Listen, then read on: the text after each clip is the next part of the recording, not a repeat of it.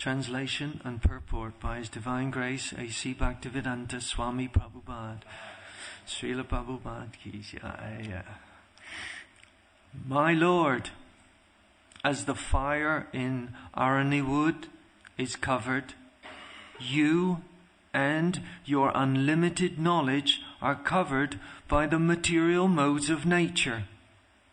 Your mind, however, is not attentive to the activities of the modes of nature. Those who are advanced in spiritual knowledge are not subject to the regulative principles directed in the Vedic literatures, because such advanced souls are transcendental. You personally appear in their pure minds. Therefore, I offer my respectful obeisances unto you. Purport. In the Bhagavad Gita 10:11, it is said, Tesham ivanu karpartam aham ajyan jam tamaha nasyami atma bhavastato jnana dipenna bhashvata. For a devotee who has taken the lotus feet of the Lord within his heart, the Lord gives spiritual enlightenment known as Jnana Dipa by special mercy from within. This Jnana Dipa is compared to the fire hidden within Arani wood. To perform fire sacrifices, great sages previously did not ignite a fire directly. The fire would be invoked from Arani wood. Similarly, all the living entities are covered by the modes of material nature, and the fire of knowledge can be ignited only by the Supreme Personality of Godhead when one takes Him within one's heart. Save mana Krishna padara vinadayo. If one takes seriously the lotus feet of Krishna, who is seated within one's heart, the Lord eradicates all ignorance. By the torch of knowledge, one immediately understands everything properly by the special mercy of the Supreme Lord and becomes self-realized. In other words, although a devotee may externally not be very well educated, because of his devotional service, the Supreme Personality of Godhead gives him enlightenment from within. If the Lord gives enlightenment from within, how can one be in ignorance? Therefore, the allegation of the Mayavadis that the devotional path is for the unintelligent or uneducated is untrue. Yasyasti bhaktir bhagavat yakinchana saver gunes tatra samapsate suraha. It says, this is Bhagavatam 5:18-12. If one becomes an unalloyed devotee of the Supreme Lord, he automatically manifests all good qualities. Such a devotee is above the instructions of the Vedas. He is Paramahansa.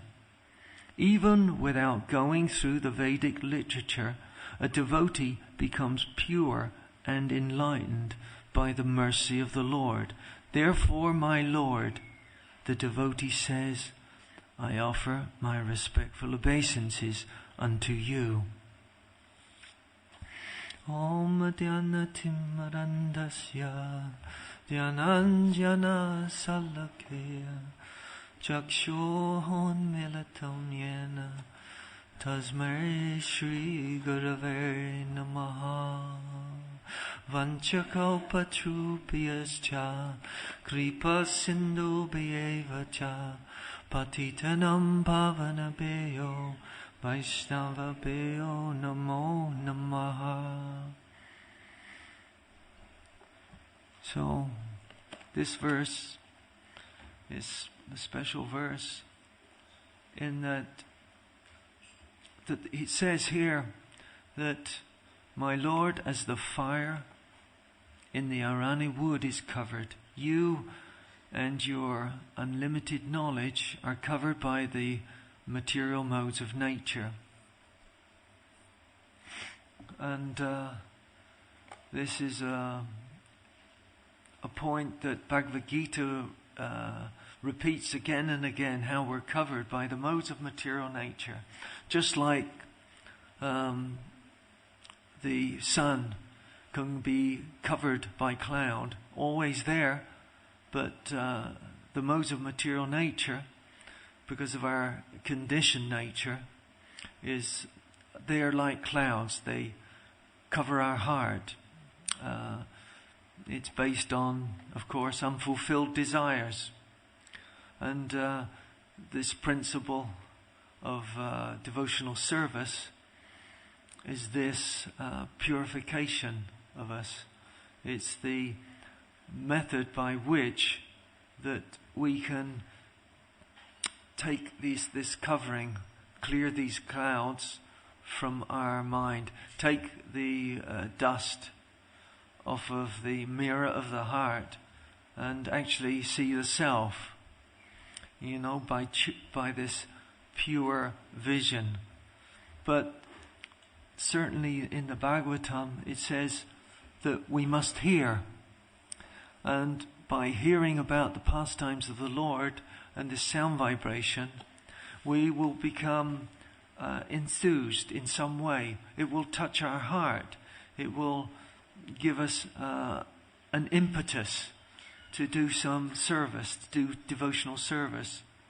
And then the process of devotional service, by such an inspiration, will then enliven us. It's the Lord within the heart. He gives us this, He enthuses within the heart. And it's in Canto 4. I think it's chapter 30, text 21, where it says those who engage in this devotional service, they become enthused from within the heart. They feel joyful.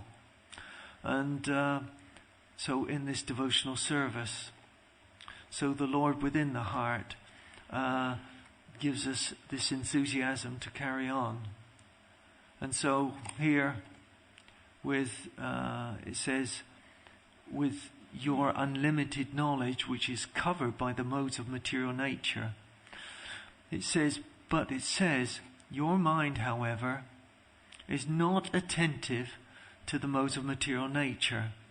It's an interesting aspect of the Lord, where these modes of material nature, Maya, they act as servants of the Lord, almost automatically, based on our desire.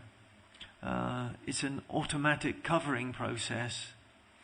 So, though they're under His jurisdiction, in that He can control the modes of material nature in everything we do, in our service, or in our material existence or material service, because we can serve either material nature or the Supreme Lord Himself.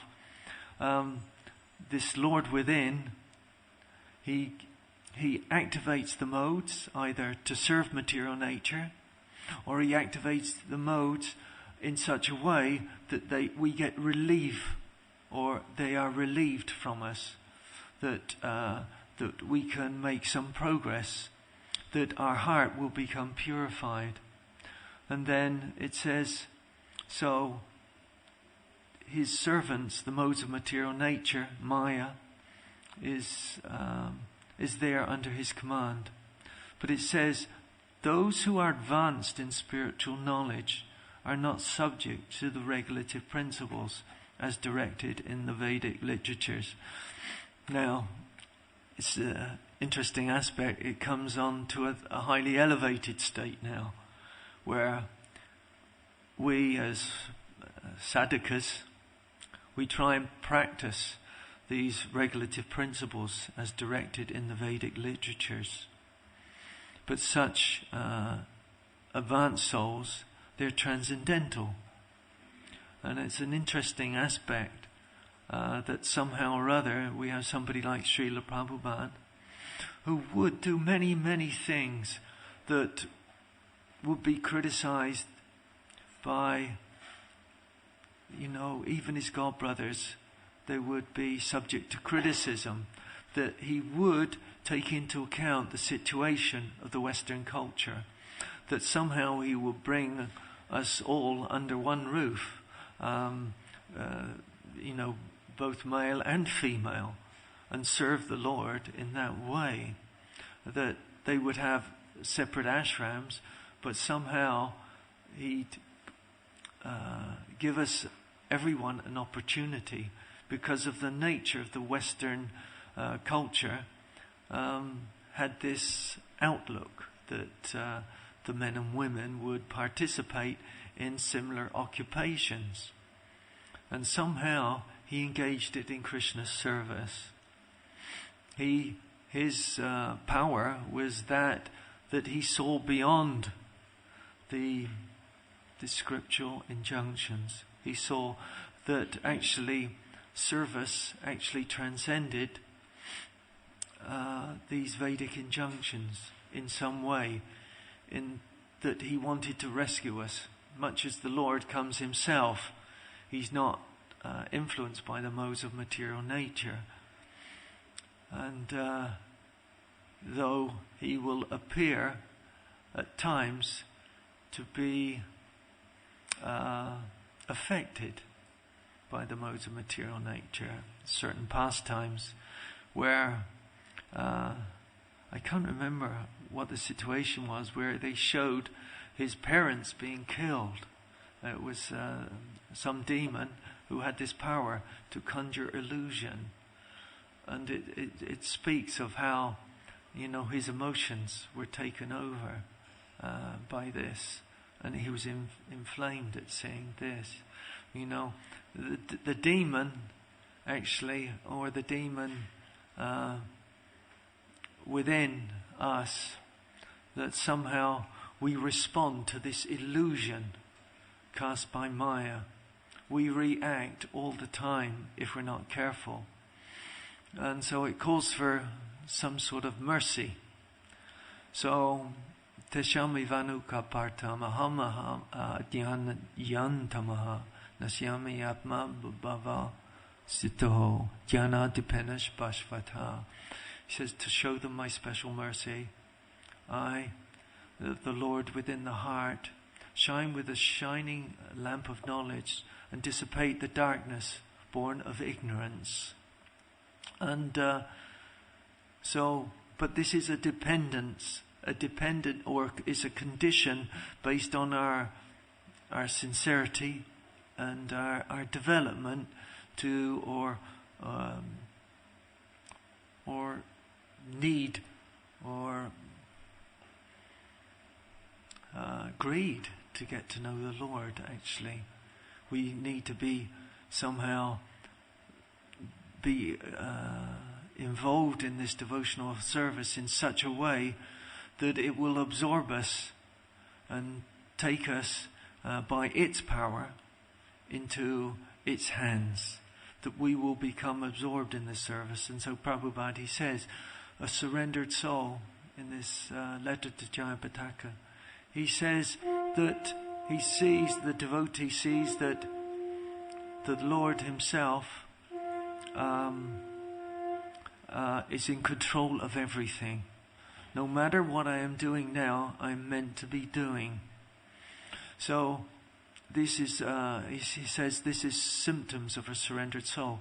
He understands that actually whatever my situation is, whatever circumstances I find myself in, is certainly directly controlled by the Lord.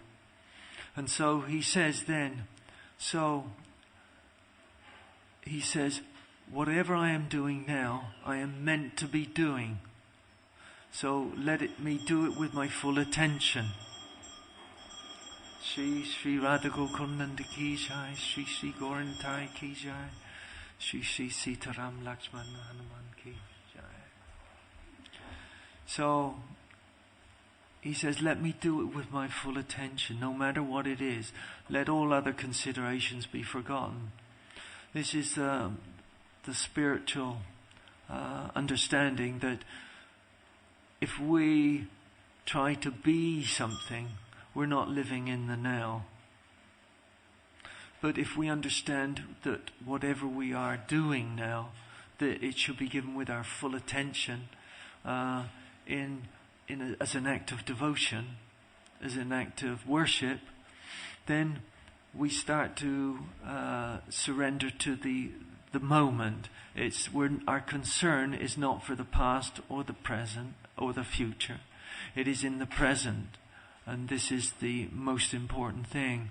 And so, by His special mercy, that in this absorption in devotional service, He gives us special mercy. He gives us knowledge, and He destroys ignorance. I can remember there was a devotee cleaning the temple room, and I asked him to do certain things, and somehow there was some reluctance to do this service. He wanted to be doing other things, and he said, "You see the lamps here? There was dust on them." And he says, I said, "If you can dust the lamps." He says, "I can't do that." Straight away, "I can't do that." And so, this is the mercy of the Lord. He gives them this understanding. He covers with ignorance based on desire. If we don't want to do something, He'll certainly cover us. "I can't do that." He'll give that immediate understanding and realization, or lack of realization, that we will be covered. So I said to him, he says, "You must show me." And so, I asked him to stand on a chair and take the duster and then do it with that. But it was a clear example, and also there's certain things that arose from this service, that things are missed, they're gone round, things aren't moved out, and they aren't done properly. There's this reluctance to do service, and so it covers us, and we can't feel joyful. We become morose, and but when one is willing to do whatever comes one's way, in the spirit of surrender, in the spirit of service and servitude, then the Lord from within enthuses. He gives joy. We can see it in this Janmashtami preparations. I always give this as an example. We have our congregation. They have their certain lives to lead in the congregation. They come home from work, then they come here, and they're doing service into the night. But you can see by the atmosphere, or feel by the atmosphere, and see their joy in doing service together, that actually the Lord is enthusing them. It's His nourishment for the service. He gives us joy.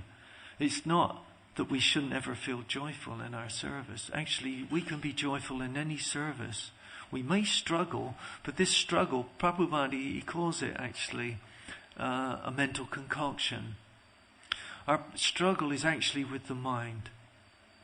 And the mind is bound, again, by the modes of material nature. It's controlled in many ways by the modes of material nature.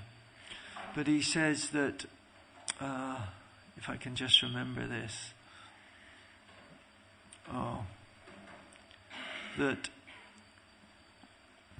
the symptom of a person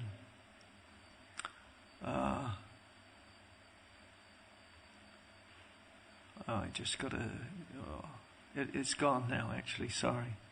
But when we are voluntary and we take up or we step over the limitations of our modes of nature, in other words, that we try and do to our best ability, then we can be happy, we can be joyful. And somehow it's stretching our nature. We've got to come out of this limitations of the modes of material nature. It's like a cage, actually. It will stop us developing who we are. And certainly with doing any service that, for me to try and sing is probably the biggest obstacle of service. But somehow I got to see it as service and do it. I struggle with it a great deal. And but by the grace of the Lord, somehow we come through. And it won't necessarily disappear from us, actually. This struggle throughout our lives, in whatever service it may be, that somehow that obstacles will show themselves, or it may be the same obstacle even through our lives. We don't know. That somehow we have to live almost with this encumbrance of this body and the mind and so-called intelligence. But we have to do it in such a way that this inspiration that we get from hearing, or whatever it may be, that we get our inspiration from, will see us through these the difficulties encountered in our service. Certainly, that we don't know what's going to happen each day. You may do the same service each day, but somehow it changes. It'll be always fresh and new, that's for certain. It will show something. And so we rely on the Lord also from within to be enthused. But at the same time, we know that the association of devotees is similar to that of the association of the Lord within. They give their special mercy too. The spiritual master will guide and encourage, but also chastise. This is all special mercy. We need this mercy to progress. And but what is the very interesting thing here? It says, those who are advanced in spiritual knowledge are not subject to the regulative principles as directed by the Vedic literatures. Such advanced souls are transcendental. So it says, you personally appear in their pure minds. It's a nice vision, actually, that we're looking about spontaneity, the nature of the soul. That sometimes we may do something spontaneously. I say sometimes for me because I'm a bit of a robot, But actually, if the spontaneity comes, then we break out of this cage, This is inspiration from the Lord. We've received His mercy, and somehow it's totally beyond the normal things, and that we regard, say, Lord Nityananda, the things that he did on inspiration. He was sometimes beyond convention. He would sometimes dance around naked, and the others would try and cover him up, but such was his feelings of joy.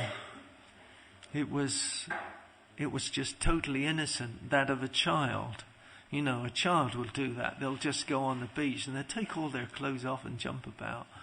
and they'll just have a great time in the water. It's total innocence. It's just the joy of the moment, the joy of inspiration, the joy of service.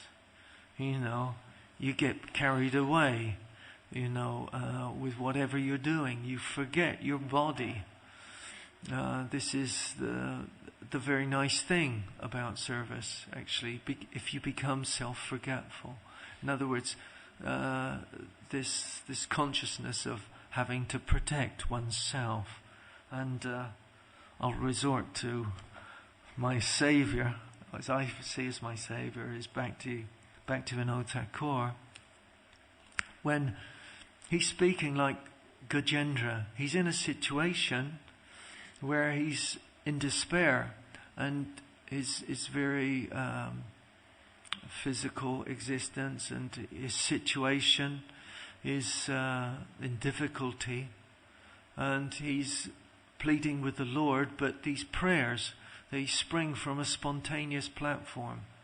He starts to glorify the Lord. He's in contact with his previous lives' realizations, and they blossom. And so Bhaktivinoda Thakur in his poems of Sharanagati, and this is the protection of the Lord, from the songs of the protection of the Lord.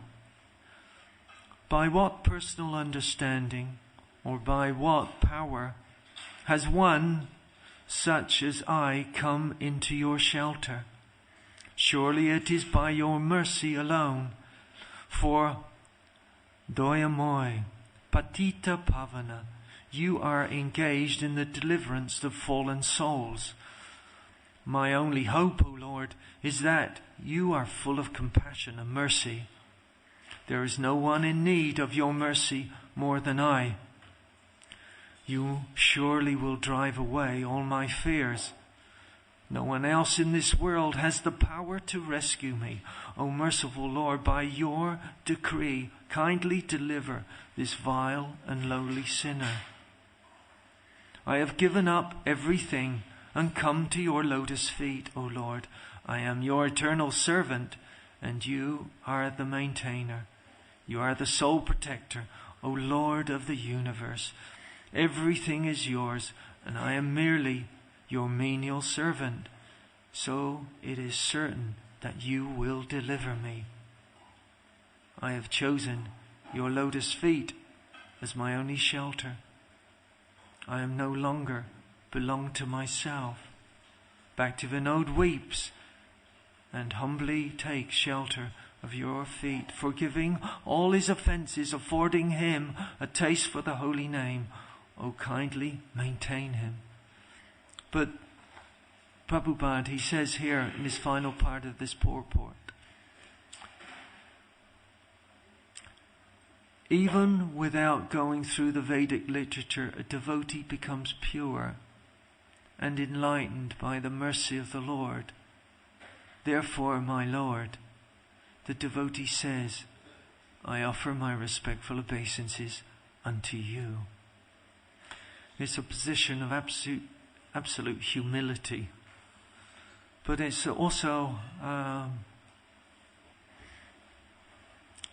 a position of surrender and joy. It's a relief that actually that we don't have the power, that we can't do anything by our power. And this was Gajendra's great joy when he started glorifying the Lord.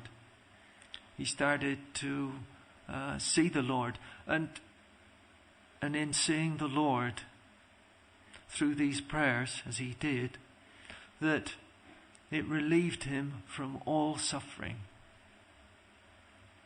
That the repetition of such prayers relieves one from all suffering, as Bhaktivinoda Thakur was trying to express there.